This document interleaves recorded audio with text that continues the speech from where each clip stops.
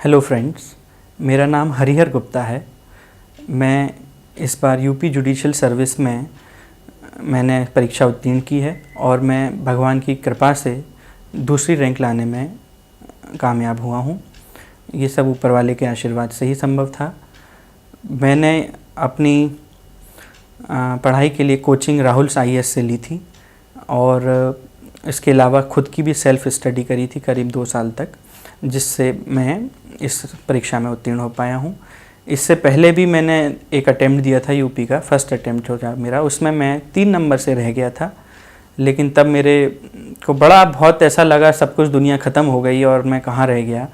बिल्कुल it was heart breaking for me. लेकिन फिर मैंने अपने आप को किसी तरह स्ट्रेंथ गैदर करके दोबारा इस अटेम्प्ट को कोशिश करी।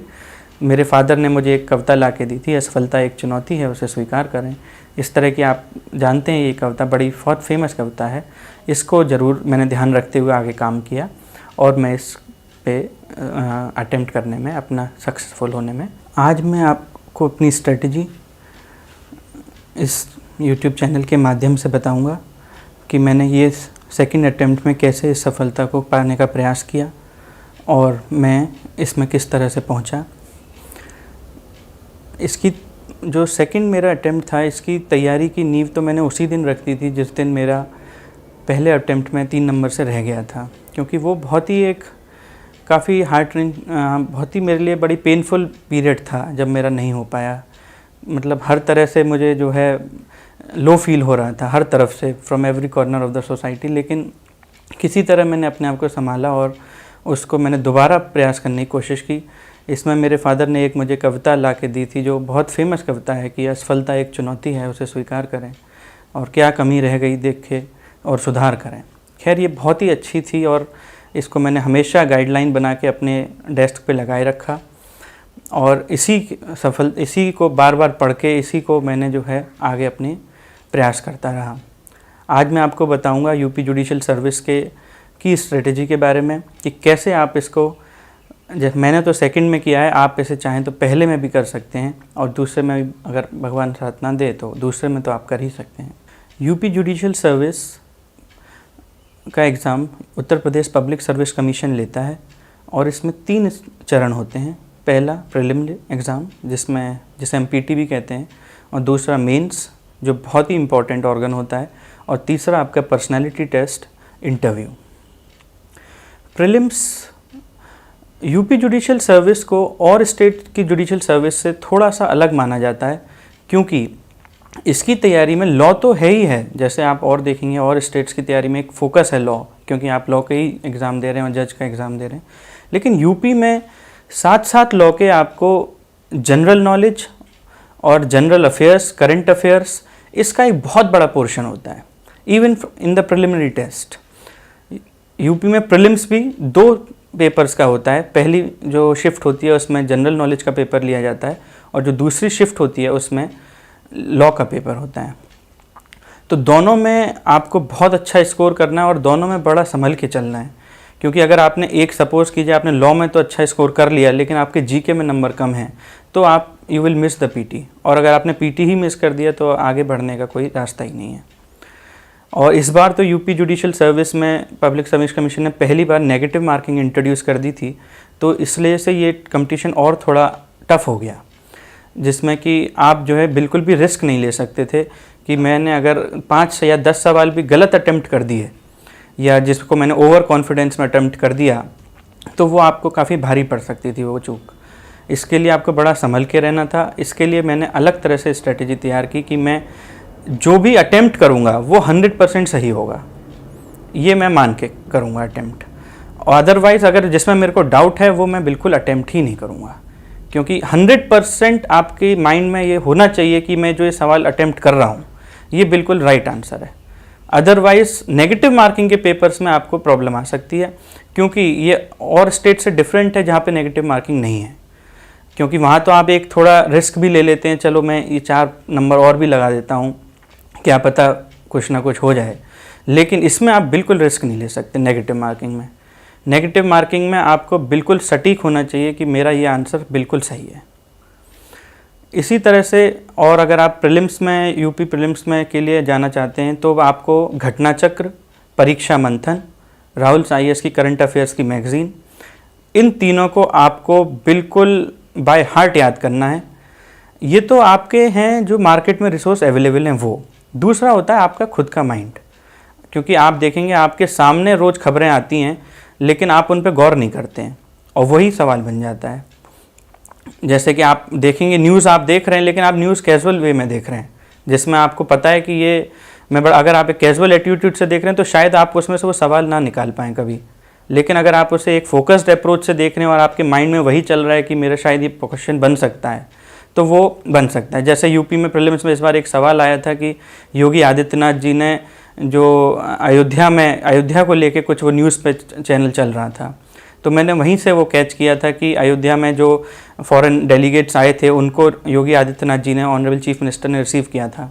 यही सवाल यूपी प्रीलिम्स में आ गया था कि उन्होंने कहाँ पे किया था और कौन वो डेलीगेट आए थे, इस तरह से एक सवाल आया था।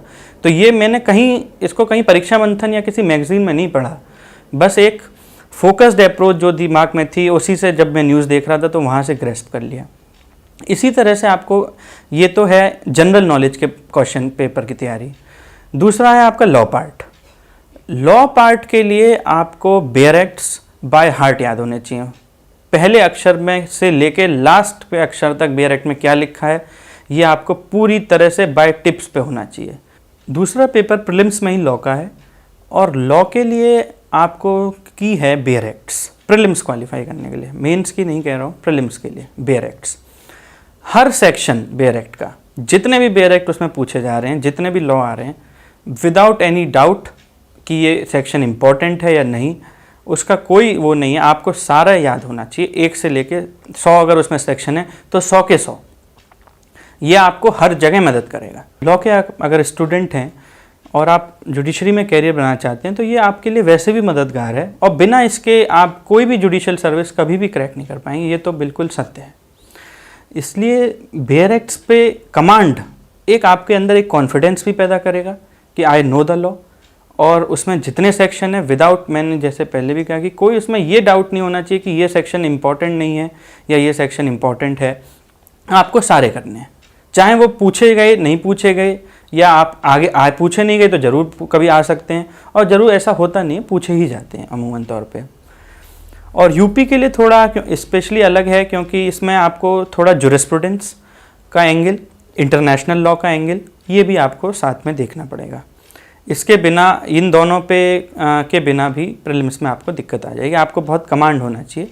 जुरिस्प्रूडेंस के लिए आप अपना कोई भी मार्केट से कोई भी एक अच्छी किताब रेफ़र कर सकते हैं या आप अपने खुद के नोट्स बना सकते हैं, जिसमें आप अगर एक बार जुरिस्प्रूडेंस कमांड कर लेंगे तो वो आपको हमेशा काम ही आएगी, क्योंकि it's the basic foundation of the law. वो बहुत अच्छी चीज़ है। दूसरा इंटरनेशनल लॉ, ये यूपी में थोड़ा यूनिक है। यूपी और उत्तराखंड के एग्ज़ाम में पूछा जाता है सिर्फ इंटरनेशनल लॉ। इसमें आपको यूएन चार्टर बहुत अच्छे से पढ़ना होगा, इसे बहुत अच्छे से याद करना होगा, वही बेयर एक्ट वाली अप्रोच यहाँ भी लेनी होगी। और तीसरी की है प्रीलिम्स क्वालिफाई करने के लिए पास्ट ईयर के क्वेश्चन पेपर्स।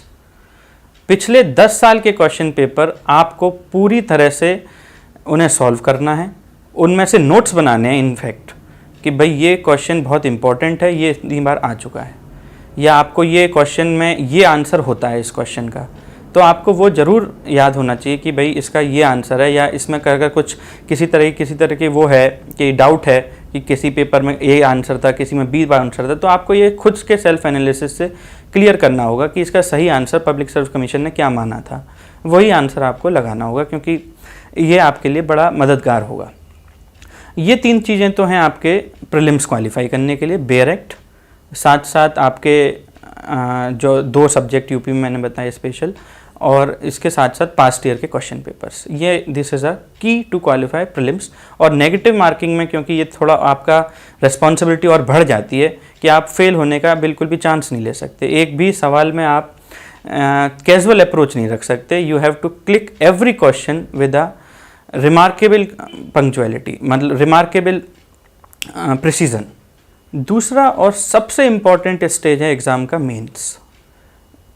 मेंस एक तरह से जान है पेपर की, क्योंकि जितना भी आपने आज तक लॉ पढ़ा है या जितना भी आप उस एग्ज़ाम में सफल होने के लिए कोशिश कर रहे हैं, उस सब का एफर्ट आपको मेंस में दिखाना है कि मैं कैसे दूसरे से बेहतर हूँ, मेरा आंसर किस तरह से दूसरे से बेहतर है। क्योंकि फ्रेंड्स सभी लोग तैयारी कर रहे हैं, काफ़ी लोग तैयारी करते हैं, बहुत मेहनत करते हैं इस एग्ज़ाम के लिए, लेकिन आपको उन्हीं मेहनती बच्चों में से कुछ अलग करना है कि कैसे मेरा आंसर अलग कैसे हो। उसके लिए आपको अपने अंदर से एक इनोवेटिव आइडिया लाना है कि हर आंसर जो मैं लिखूंगा उसकी क्या बॉडी होगी, उसके पहले मैं क्या लिखूंगा, इंट्रोडक्शन कैसे दूंगा उस आंसर का, उस क्वेश्चन का, और उसकी मेन बॉडी में क्या लिखूंगा, कंक्लूडिंग रिमार्क क्या लिखूंगा। और फ्रेंड्स ये बात ज़रूर ध्यान रखिएगा, जैसे ये बात हम बड़े आसानी से कह लेते हैं कि ऐसा बनाऊंगा, लेकिन मेंस जब आप असल में लिखेंगे तो टाइम आप पे बहुत कम होगा। ये सब चीज़ें आपको बहुत ही लिमिटेड टाइम में वहाँ पे लिखनी होंगी, और वहाँ पे आपका दिमाग उस तरह से काम करना चाहिए कि आप जो है जो लिख रहे हैं या जो आप वो उसी लाइन ऑफ एक्शन पे है जो आपने सोचा था इसका आंसर। मेंस यूपी में 3 दिन चलता है काफ़ी लंबा मेंस होता है। इसमें 5 पेपर होते हैं टोटल, और इसमें भी पहला जो बहुत इंपॉर्टेंट पेपर है वो है जनरल नॉलेज, जिसे पहले यूपी में प्रेजेंट डे का पेपर भी कहा जाता था, इसे अब जनरल नॉलेज का पेपर कहा जाता है। और ये बहुत इंपॉर्टेंट पेपर है। ये 200 नंबर का, सारे पेपर्स 200 नंबर के होते हैं, लेकिन ये एक अलग पेपर है जो आपको बाकी स्टेट्स में देखने को नहीं मिलेगा, और ये कहीं ना कहीं ये आपका सिलेक्शन भी डिसाइड करता है। क्योंकि अगर आप बाकी लॉ में बहुत अच्छे हैं और लेकिन आपके करंट जनरल नॉलेज के पेपर में कम नंबर हैं, या आप उसमें वो प्रिसीजन नहीं ला पाए, या आपने वो जनरल नॉलेज नहीं तैयार करी जो पिछले साल से 1 साल से इंडिया में हो रहा है या देश विदेश में हो रहा है, तो आप इसमें कहीं ना कहीं लैग कर जाएंगे थोड़ा। और ये बहुत ज़रूरी है कि आप इस जनरल नॉलेज के पेपर को बहुत सीरियसली लें। इसके लिए आपको पिछले 1 साल के, जैसे पेपर होने वाला है आपका नवंबर में, तो आप लास्ट ईयर नवंबर से लेके इस नवंबर तक के आपको सारा इंडिया में जो भी हुआ है, भारत देश के अंदर जो भी इम्पोर्टेंट टॉपिक्स हैं, उसका आपको पता होना चाहिए कि क्या हुआ है। जैसे भारत सरकार नीतियाँ बनाती है, आयुष्मान भारत, भारत सरकार और कोई स्कीम चलाई है बड़ी जो इम्पोर्टेंट स्कीम है, या ऑनरेबल प्राइम मिनिस्टर की विजिट्स हैं, जैसे जापान होके आए हैं प्राइम मिनिस्टर, तो ये आपको ध्यान रखनी है कि वहाँ पे अगर जापान में गए थे तो क्या करके आए थे। या फिर और दूसरी आपको सब्सटेंटिव जीके भी तैयार करनी है, जो ल्यूसेंट की जीके है बहुत अच्छी है, उसके लिए आप सब्सटेंटिव पोर्शन के लिए उससे कर सकते हैं। और मेंस के जनरल नॉलेज पेपर के लिए अगेन आपको परीक्षा मंथन, घटना चक्र और राहुल साइस की करंट अफेयर्स की मैगजीन, अगर आप इंग्लिश में पढ़ना चाहते हैं तो वो तीनों आपको, और साथ साथ चौथा आपका खुद का दिमाग, इनोवेटिव दिमाग। ये तीनों तो आपको मार्केट से मिलेंगे, लेकिन चौथा आपका खुद का दिमाग क्या काम करता है, आप हर टॉपिक को किस नज़र से देखते हैं कि आज प्राइम मिनिस्टर की वैसे अखबार में छपा है, विजिट है, लेकिन उस विजिट का क्या मतलब है और मेरे लिए वो किस काम में आ सकती है, ये बड़ा ज़रूरी है। इसके लिए अगर आप थोड़ा सा भी अगर आप फोकस्ड अप्रोच रखेंगे शुरुआत से, तो आप कोई दिक्कत नहीं होगी इस पेपर में, आपको बहुत आसान भी है एक तरह से इसमें। और आपका बहुत माइंड चेक हो रहा है कि आप कितने सजग हैं समाज के प्रति, क्योंकि ये इसमें चेक किया जा रहा है, या आप इंडिया की नॉलेज से कितने वाकिफ़ हैं। सेकंड पेपर आपका होता है लैंग्वेज का। लैंग्वेज तो एक आर्ट है, आप सब जानते हैं, और लॉ के स्टूडेंट्स या आप जितने भी ऑनरेबल एपेक्स कोर्ट के जजमेंट्स पढ़ेंगे, ऑनरेबल हाई कोर्ट्स के जजमेंट पढ़ेंगे, कुछ ना कुछ लैंग्वेज में वो ऐसा कमाल होता है उनकी कि आप उसे पढ़ के एकदम स्तब्ध रह जाते हैं कि क्या लैंग्वेज है। तो इसी को चेक करने के लिए सेकंड पेपर है लैंग्वेज, और बहुत स्कोरिंग है और बहुत अच्छा पेपर है।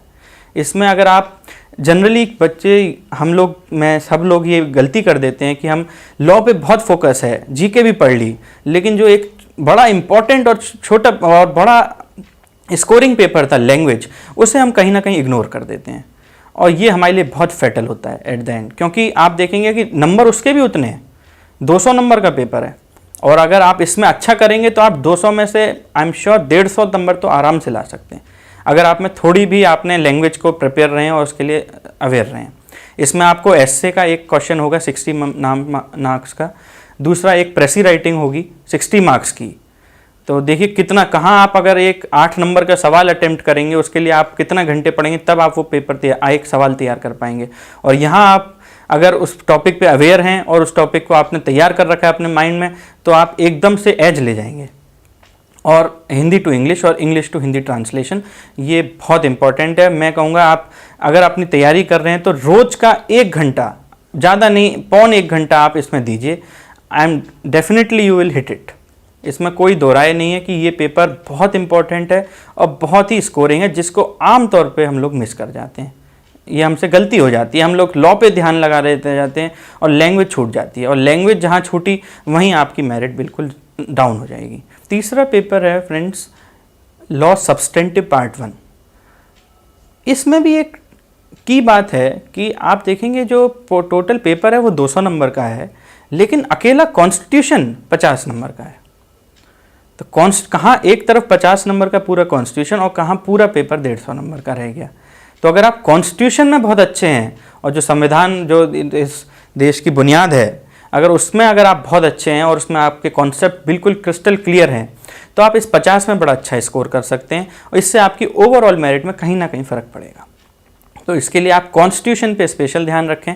इसके साथ साथ कई इसमें सब्जेक्ट्स आते हैं, जैसे कि ट्रांसफ़र ऑफ प्रॉपर्टी एक्ट है, ईजमेंट एक्ट है। ये छोटे छोटे एक्ट्स कभी इग्नोर मत करिए। डॉक्ट्रिन्स ऑफ इक्विटी हैं जिन्हें हम इग्नोर कर देते हैं इस पेपर के लिए कि चलो ये तो हम निकाल लेंगे, लेकिन ऐसा नहीं है। आप इनको भी आप पूरा प्रिपेयर रहिए, आपसे पूछा कुछ भी जा सकता है। आप ये मत सोचिए कि भाई मैं अगर ये छोड़ दूंगा तो शायद मैं और दूसरा अच्छा कर लेता हूँ, इसे छोड़ देता हूँ, ऐसा ना करिए, क्योंकि आप पता नहीं आप जिस वक्त मेंस लिख रहे होंगे आपके सामने क्या पेपर आएगा, आप ये तो प्रेडिक्ट कभी कर नहीं सकते। तो हो सकता है आपने बड़ा जो पेपर अच्छा प्रिपेयर किया हो लेकिन उसमें से आपका नहीं आ पाया, तो आपके पास हमेशा एक बैकअप रेडी होना चाहिए एट द मेंस टाइम कि अगर मेरे से इस सवाल में ये पॉइंट मुझे याद नहीं आ रहा तो मैं दूसरे का अटेम्प्ट कर देता हूँ, दूसरा ऑप्शनल सवाल अटेम्प्ट कर देता हूँ। तो आपकी जो है जो आपकी जो तैयारी चल रही थी या जो आपकी स्ट्रेटेजी थी उसमें असर नहीं पड़ेगा, आप इसे बड़े अच्छे से एक्सेल कर पाएंगे पेपर को। अब आता है फ्रेंड्स चौथा paper, again very important paper. इसमें आपकी नॉलेज टेस्ट है लॉ की, आप कितना अच्छा लीगल हैं, आपका जो लीगल एक्यूमेन है वो क्या है। इसमें भी फ्रेंड्स आप देखेंगे तो बड़ा केयरफुली डिज़ाइन किया गया है पेपर, जिसमें आपको पहले पार्ट में या तो एक प्लेंट लिखनी होगी और उसका रिटन स्टेटमेंट, या एक जजमेंट लिखना होगा, फैक्ट्स दिए होंगे, जजमेंट लिखना होगा। तो यहाँ तो वो आपका एक इनोवेटिव माइंड चेक कर रहे हैं, और साथ साथ उसके अलावा प्रोसीजरल लॉ जो बिल्कुल बुनियाद है लॉ की, जिसके बिना लॉ काम नहीं कर पाएगा, उसकी नॉलेज चेक कर रहे हैं। और evidence law, of course evidence तो एक तरह से जान है लॉ की। एविडेंस इतना स्कोरिंग है, एविडेंस इतना अच्छा है, अगर आप उसे कमांड, और बहुत अच्छी बात है एविडेंस को लेके ये है कि आप उसे बहुत कम समय में कमांड कर सकते हैं और बड़े अच्छे से कमांड कर सकते हैं, जिससे आपका कॉन्फिडेंस भी बूस्ट होगा और आपको अच्छा भी लगेगा लॉ में। तो यहाँ भी मैंने जजमेंट राइटिंग अटेम्प्ट किया था, जिसमें, और जजमेंट राइटिंग ही मैं ये सलाह दूंगा कि जजमेंट राइटिंग ही अटेम्प्ट करें, क्योंकि उसमें आपका आप अलग तरह से इनोवेटिव माइंड आपका क्या है वो आप उसमें लिख सकते हैं कि आपको कितना आप लीगल एक्यूमेन आपके अंदर है। अभी से आप जज नहीं है नो डाउट, लेकिन आप कैसे एक जज के रूप में सोच रहे हैं कि मैं अगर वास्तविकता में अगर मैं इसमें जज होता तो मैं ये क्या जजमेंट लिखता। तो वो एग्जामिनर वही लाइन पढ़ना चाह रहा है कि आपकी जो इनोवेटिव माइंड है वो कैसा है, और बहुत हाई मार्क्स का होता है। मेरे जैसे 50 या 60 नंबर का, मेरे को एग्जैक्ट नंबर याद नहीं है, लेकिन वो एक अकेला क्वेश्चन होता है। तो दैट इज़ वेरी इंपॉर्टेंट, उसको आप मिस मत करिए, इस पेपर के लिए भी बहुत काम आएगा। और ये आपको जजमेंट राइटिंग जैसे आपको अन्य जुडिशल सर्विस के लिए भी यूज़ आएगा, जैसे एमपी जुडिशल सर्विस।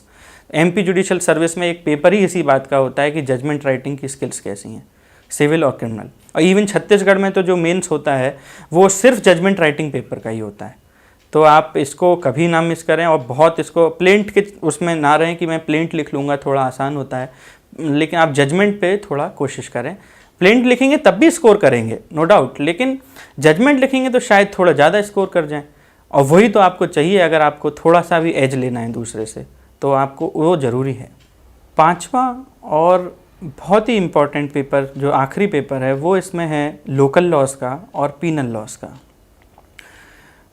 इस पेपर के लिए आपको थोड़ा ये ध्यान रखना है फ्रेंड्स कि आप जब पांचवा पेपर लिखने जा रहे होंगे तो आपकी बैटरी बहुत हद तक ड्रेन हो चुकी होगी, क्योंकि आप ऑलरेडी 2 दिन से पेपर दे रहे हैं और लगातार उस प्रेशर में पेपर दे रहे हैं। पहला दिन आपने दिया, ठीक है, वो थोड़ा अच्छा निकल गया। दूसरे दिन आपने 2 पेपर लगातार लिखे, तीसरे दिन आप पहला पेपर लिख चुके हैं, ये लास्ट पेपर है। आपको यहाँ पे अपना स्ट्रेंथ रीगैदर करनी है, कि नहीं ये 5वां पेपर है, इसमें आप बिल्कुल भी कैजुअल नहीं हो सकते। और ये बड़ा इम्पॉर्टेंट है क्योंकि इसमें लोकल लॉज का जो सेक्शन है वो एक ह्यूज सेक्शन है। वो 150 नंबर्स का लोकल लॉ है और जिसमें 50 नंबर्स का तो लोकल लॉ कंपलसरी है, कि जिसमें आपको चॉइस भी नहीं मिलेगी कि आपको इसमें अटेम्प्ट क्या करना है। आप पे चॉइस नहीं है कि मैं ये सवाल कर लूँ या ये सवाल कर लूँ, रादर आपको जो सवाल उन्होंने लिख दिए हैं वही अटेम्प्ट करने हैं। तो आप देखिए कितनी बड़ी चुनौती बढ़ जाती है कि इसके लिए आपको एंटायर यूपी का लोकल लॉ जो सिलेबस में है, जो कि करीब 5 से 6 एक्ट हैं, जिसमें कि यूपी ZALR मेन है, यूपी रेंट कंट्रोल है, यूपी यूपी कंसोलिडेशन एक्ट है, यूपी पंचायत राज एक्ट है। तो इन चारों पांचों की आपको थॉरो स्टडी करनी पड़ेगी। और लेकिन इसमें आप एक थोड़ा सा एक काम ये कर सकते हैं, क्योंकि एक्ट बहुत बड़े बड़े हैं कि भाई जैसे ZALR है अपने आप में बहुत बड़ा एक्ट है, या पंचायती राज है तो बहुत बड़ा एक्ट है, म्यूनसिपैलिटी है, म्यूनसिपैलिटी अपने आप में एक 300 सेक्शन का एक्ट है। लेकिन आपको इसमें यहाँ थोड़ा अपना इनोवेटिव माइंड अप्लाई करना है कि क्या एग्जामिनर इसमें क्या पूछ सकता है। ज़रूरी नहीं है कि म्यूनसिपैलिटी में सारे प्रोविजंस आपको पढ़ जाने हैं। आपको यहाँ पे आपका थोड़ा सा लीगल दिमाग या आपका जो एक ट्रिकी माइंड है कि मैं क्या पढ़ूँ कि जिससे मेरा टाइम भी सेव हो और जिसकी आने की प्रोबेबिलिटी बहुत ज़्यादा हो। आप सारा म्यूनसिपैलिटी आपको कवर करने में या सारे लोकल लॉज कवर करने में थोड़ी परेशानी हो सकती है। जैसे कुछ तो आपको करने पड़ेंगे, जैसे ZALR है, अर्बन कंट्रोल है, रेंट कंट्रोल है, ये आपको करने पड़ेंगे पूरे। लेकिन कुछ जैसे ये म्यूनसिपैलिटी है या इसमें आपको थोड़ा अपना माइंड अप्लाई करना है। तो यहाँ आपके पर्सनल माइंड पे बात आ जाती है कि मैं इसे कैसे करूँ। तो इसके लिए आप बेयर एक्ट्स पढ़ें यूपी लोकल लॉज के लिए। और जो है संग में एक मेरे ही AMU के सीनियर श्री तौसीफ रजा द्वारा किताब आती है यूपी लैंड लॉ की, यूपी के जो सेलेक्टेड क्वेश्चंस हैं वो भी आप इसमें रेफ़र कर सकते हैं, बहुत अच्छी है। वो भी AMU के हमारे सीनियर थे जो ऑलरेडी जज बन चुके हैं यूपी में। और इसमें एक 50 नंबर का सेक्शन आपको पीनल लॉज का मिलेगा जिसमें IPC आएगी। तो ऑफकोर्स पीनल लॉज के बिना तो कैसी लॉ, तो आपको उसमें आपको ऑप्शन मिलेंगे, लेकिन आपको ध्यान रखना है IPC में से कि क्या वो सेक्शंस हैं या क्या वो लॉ है। जैसे किडनैपिंग है, मर्डर है, ये बड़े इंपॉर्टेंट एरियाज़ हैं, या क्रिमिनल अटेम्प्ट है कि कैसे मैं उसको। और इसमें फिर वही बात आ जाती है कि आप कैसे अपने आंसर को मोर इनोवेटिव रखेंगे। मेंस के मैंने आपको 5 क्वेश्चन पेपर्स बता दिए हैं कैसे होते हैं। इसको पढ़ने के लिए आपको, मैंने तो राहुल IAS से कोचिंग की थी जिसमें मेरे बहुत ही अच्छे कॉन्सेप्ट्स क्लियर हुए थे 5 सब्जेक्ट्स 5 पेपर्स के लिए। और मैं उसमें बड़ा अपने आप को अच्छा फील करता हूँ कि मैंने वहाँ पढ़ाई की। और इसके लिए आपको, अगर आप कोचिंग ले रहे हैं किसी राहुल IAS में या किसी और अन्य कोचिंग में कोचिंग ले रहे हैं, तो आपको वहाँ के नोट्स जो आपने बनाए थे उन्हें आपको थॉरो स्टडी करना है कि आपने बनाए, उसके आपको रीशॉर्ट नोट्स बनाने हैं। दूसरा, आपको अगर आपने किसी कोचिंग में नहीं है तो उसकी भी कोई ऐसी बात नहीं है, आपको फिर अपने आप को मटेरियल लेना है। तो अगर आप मेरे चार से देखेंगे तो अगर मैं सच भाषा में कहूँ तो आप AK जैन की जो किताब आती हैं वो आप ज़रूर पढ़ लें। मेरे चार से वो बहुत सफिशिएंट होती हैं जुडिशरी के लिए। आप कहीं इधर उधर ना जाइए, क्योंकि देखिए इसका टेस्ट नहीं है कि आप कितनी चीज़ें पढ़ रहे हैं या आप MP जैन में या जो HM शीरवाई में लिखा है वो आप लिख रहे हैं। आप, इसका टेस्ट ये है कि आप कैसे कम टाइम में और उस क्वेश्चन का सही आंसर दे पा रहे हैं, ये देखा जा रहा है। प्रिसीजन टाइम का भी टेस्ट है। ऐसा नहीं है कि आप, अगर आपने कोई टॉपिक तैयार कर लिया तो आप बहुत बिल्कुल HM शीरवाई जब तक उसमें कोट ना करें तो तब तक नहीं होगा। वो भी आपको ध्यान रखना है कि कहाँ मैं एक अच्छे ऑथर को या अच्छे लीगल ज्यूरिस्ट को कोट करूँ। लेकिन आपको ये भी ध्यान रखना है कि मैं अपने उस कम टाइम में उस आंसर को कैसे इनोवेटिव बनाऊंगा। इसके लिए अगर आपने कोचिंग नहीं की है तो AK जैन द्वारा लिखी गई किताबें बड़ी अच्छी हैं, वो कंपाइल्ड हैं, शॉर्ट कंपाइल्ड हैं और बड़े प्रिसीजन से द्वारा कंपाइल की गई हैं, काफ़ी मेरे के लिए काफ़ी मददगार थी। और दूसरा, आपको अपना पास्ट ईयर के पेपर्स, अगेन मेंस में भी पिछले 5 से 10 साल के क्वेश्चन पेपर्स आपको सॉल्व करने हैं। अपना खुद देखना है आंसर लिख के कि ये आंसर, क्या ये आंसर है जिसमें मुझे एग्जामिनर 10 में से 8 दे देगा, और अगर नहीं देगा तो आप समझिए वो आंसर गलत है। क्या आपको खुद ही अच्छा लग रहा है वो आंसर या नहीं लग रहा है, ये तो आप खुद ही महसूस कर पाएंगे खुद लिखने के बाद कि यार ये मेरा जो आंसर है ठीक है या नहीं है। या आप किसी अपने मेंटर से चेक करा लें उस आंसर को, या आप देख लें कि मैं ये बॉडी में क्या कमी रह गई, या मैं इसका इंट्रोडक्शन ठीक नहीं था, या इसका कंक्लूजन ठीक नहीं था। ये काम आप बहुत पहले कर लें, क्योंकि मेंस जो लिखते वक्त आप पे इतना बिल्कुल समय नहीं होगा, वहाँ तो एक एक 5-5 सेकंड के लिए आपको, अगर आपने 10 सेकंड भी वेस्ट कर दिए तो आप पीछे हो गए 10 सेकंड ही सबसे रेस में। तो ये आपको ध्यान रखना है कि मुझे वहाँ पे बिल्कुल भी मेरा माइंड ऐसा एकदम शार्प काम करे कि अगर ये क्वेश्चन है मुझे पता है आंसर, और बस आपने लिख दिया, बिल्कुल उसी फॉर्मेट में लिख दिया जो आपने प्री डिटरमिनेट किया था बहुत तैयारी करते वक्त कि मैं ये इसमें मेरा फॉर्मेट रहेगा। तो आपके शॉर्ट नोट्स, आपके पास्ट ईयर के पेपर्स और लैंडमार्क केस लॉस, ये आपको एक एज देंगे। जो सुप्रीम कोर्ट कह रही हैं या जो हाई कोर्ट्स के लैंडमार्क, जैसे Uttar Pradesh honourable Allahabad high court के जो जजमेंट्स हैं या ऑनरेबल सुप्रीम कोर्ट के जो लैंडमार्क जजमेंट्स हैं जो नए नए आ रहे हैं, जिसके लिए आप लाइव लॉ पे रेफ़र कर सकते हैं, बार एंड बेंच को रेफ़र कर सकते हैं, या आप खुद भी देख सकते हैं वेबसाइट्स पे। जैसे सेक्शन 319 है CRPC, तो उसमें सुप्रीम कोर्ट ने क्या लैंडमार्क रूलिंग नहीं दी, वो आप जरूर कोट करें।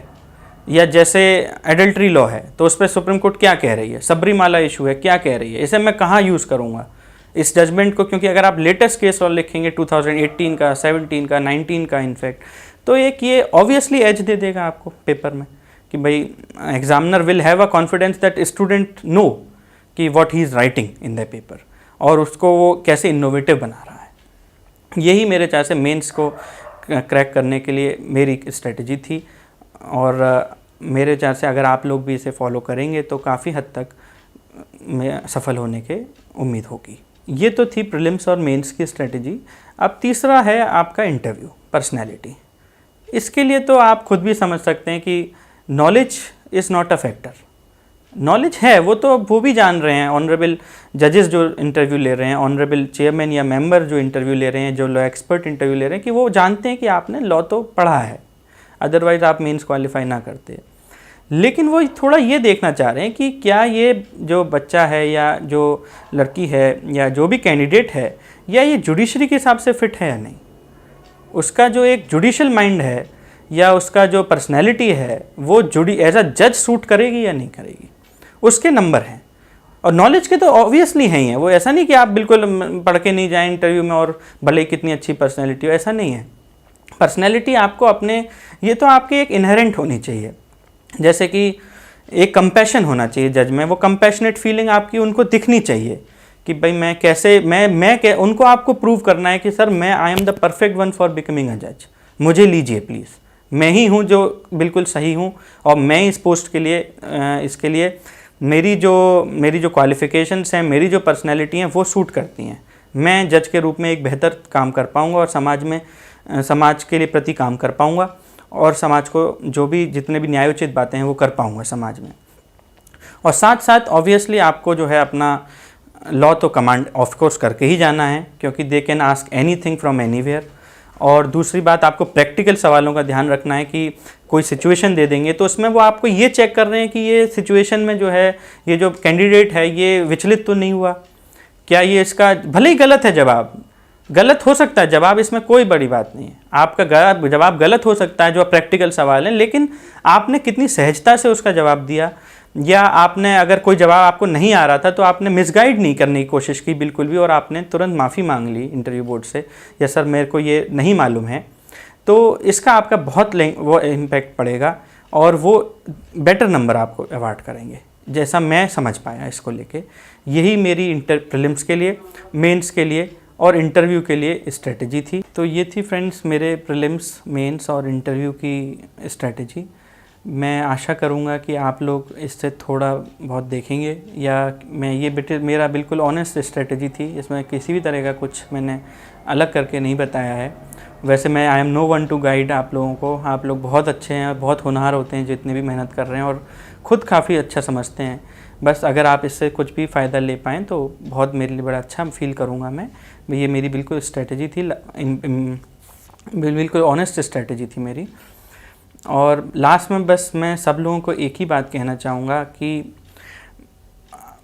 निराश मत होइएगा, होप मत छोड़िए, कंसिस्टेंसी रखिए, ज़रूर रखिए। मतलब मेरे 2 इंटरव्यू मैंने क्लियर नहीं कर पाया था, बहुत कम मार्जिन से, फाइनल सिलेक्शन नहीं हो पाया था मेरा, तो मुझे भी लगा था कि सब कुछ ख़त्म हो गया, और मैं इतने साल से तैयारी कर रहा हूँ, 2-3 साल से लगातार, तो मैं शायद मैं गलती तो नहीं कर रहा हूँ कि मैं और आगे बढ़ता जा रहा हूँ। लेकिन फिर मुझे बस वही हमेशा याद आती थी वो कविता की, असफलता एक चुनौती है, इसे स्वीकार करो और क्या कमी रह गई देखो और सुधार करो।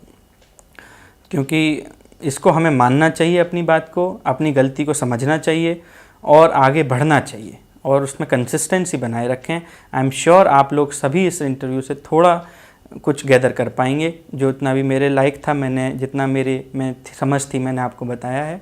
प्लीज़ इसको समझें। Thank you so much for your